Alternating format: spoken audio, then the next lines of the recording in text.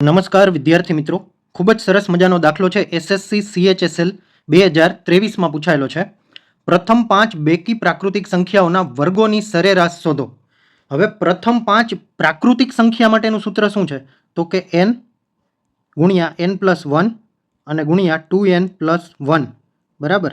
આને ભાગ્યા શું થાય? તો કે 6 આવશે. હવે આનાથી પ્રથમ 5 પ્રાકૃતિક સંખ્યાનો સરવાળો મળી જશે અને ગુણ્યા 4 કરશો એટલે પ્રથમ 5 બેકી પ્રાકૃતિક સંખ્યાનો સરવાળો મળી જશે અને સરવાળો મળે પછી 5 વડે ભાગી નાખો એટલે સરેરાશ મળી જશે. હવે n એટલે કેટલી સંખ્યા છે? તો કે આપણી પાસે 5 છે. 5 ગુણ્યા n+1 એટલે 5 ને 1 6 ગુણ્યા 2n એટલે 5 દુ 10 + 1 એટલે કે 11.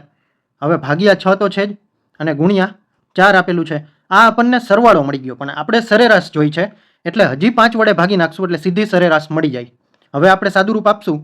6 6 કેન્સલ, 5 5 કેન્સલ અને 11 ગુણ્યા 4 એટલે 11 ગુણ્યા 4 11 ચોક 44 થઈ જશે.